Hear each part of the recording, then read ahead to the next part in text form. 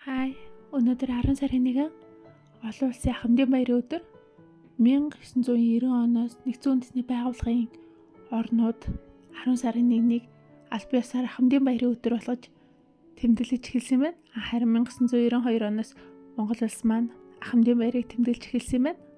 Ахмад настан гэдэг нь 60 болон түүнээс дээш насны иргэдийг хэлэх юм байна.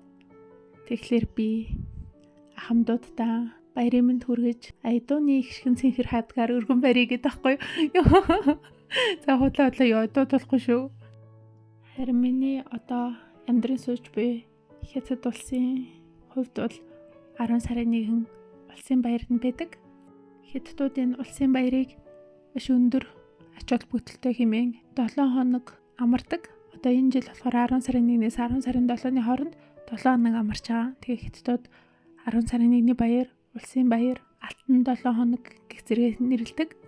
Анх 1949 оны 10 сарын 1-нд бүгд найрамдах Хятад ард улсын анхны удирдагч болох Мао Цзэдун Тиамны талбай дээрээс шинэ Хятад байгуулагдлаа. Бүгд найрамдах Хятад ард улс байгуулагдлаа хэмээн зарласнаас хойш жил болгон энэ хүү улсын баярыг тэмдэглэсээр ирсэн байна. Тэгэхээр энэ жил яг 75 жилийнхээ хой болоод тэгээд Тиамны талбай дээр энгийн ёслол болсон. Гэхдээ ер нь том ойн жилүүд гэдэг нь 70 80 90 жилүүдэд болохоор ийм ёслолын арга хэмжээ нарай өргөн цар хүрээгээр болдгийн. Энэ жилиг болохоор Тиамныхын талбай дээр өглөөдөө далбайгаа хийсгээд төрийн дуудлаа ихшгэлүүлээд улсын том албан тушаалтнууд нь очиж үзээд мөн арт түмэн нь тойрон холоос үзээд тийм харьцангуй энгийн ёслол болсон юм шиг харагцсан. Тэгээд 75 жилийн тэртээ яагаад ингэж бүгд найрамдах Хятад ард улс байгуулагдах болсон бэ гэдэг энэ шалтгааныг за би одоо их сургуулийн судлаачдад түүхийн хичээл ордог түүхийн багшийн тайлбарснаар маш хурангуйлан гэлсэн яриадах за. Тэгээд үүнийг болохоор зөвхөн манай нэг хөршийн түүх зөвхөн танин мэдэх үү гэдэг өнцгөөс сонсоод авахд болох байх. 1949 онд бүгд найрамдах Хятад ард улс байгуулагдах болсон шалтгаан нь өмнөх 100-аад жилийн Хятадын түүхтэй холбоотой байдаг. Тэр нь юу гэсэн үг вэ гэхээр Хятадын сүүлчийн эзэнт гүрэн болох Чин гүрний үед Хятадын одоо даавуу торго, шаазан эдлэл, одоо цайны навч зэрэг гар үйлдвэрлэл нь эрчимтэй хөгжиж гадны улсууд руу худалдаа намаа хийх зэрэг нь одоо тухайн үеийн хөгжилтэй улсууд болох Европын улсуудын одоо хараан дүртэж сонирхлыг ихээр татах болсон. Ингээд 1840 онд Англи улс нь Хятад улс руу дайрснаар хар тамхины 1-р дан эхэлж байсан. Тухайн үеийн өндөр хөгжилтэй, дэвшилтэт технологитой капиталист Англи улс нь одоо хуучин феодалын нийгэмтэй ийм Хятад улс руу дайрах нь одоо Хятадын хувьд асар их алдагдaltaй мөн маш олон цэрэг тухайн үед нас орсон бөгөөд тэгээд ер нь ард түмнэнчтэй маш их хар тамхинд донтож маш хүнд байдалд байсан болохоор Хятад нь арга буюу Нанжины гэрээ гэдэг өөрт маш их хохиролтой тэр гэрээг хүлээн зөвшөөрөхөөс аргагүй болчихсон.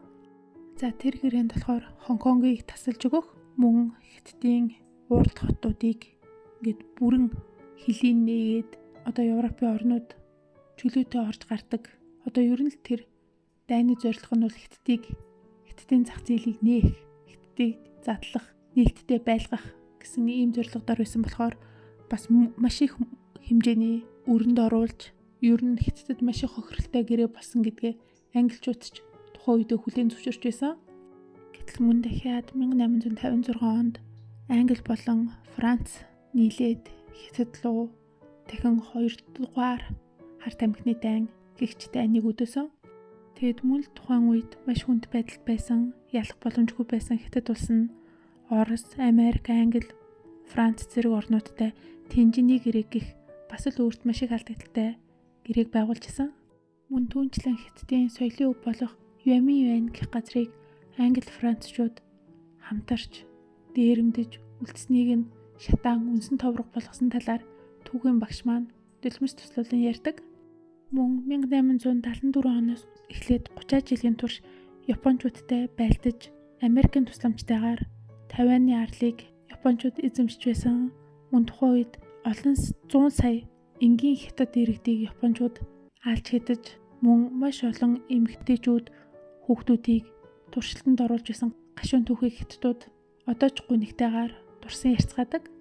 Тэгээд бас маш олон жилийн дотоодын үүмэн самун мөргөлдөөнийг ялж өнөөдрийн бүгд найрамдах хятад ард улсыг байгуулсан юм гэж хятадууд энэ өдрөө маш хүндэтгэлтэй ханддаг. За бай бай.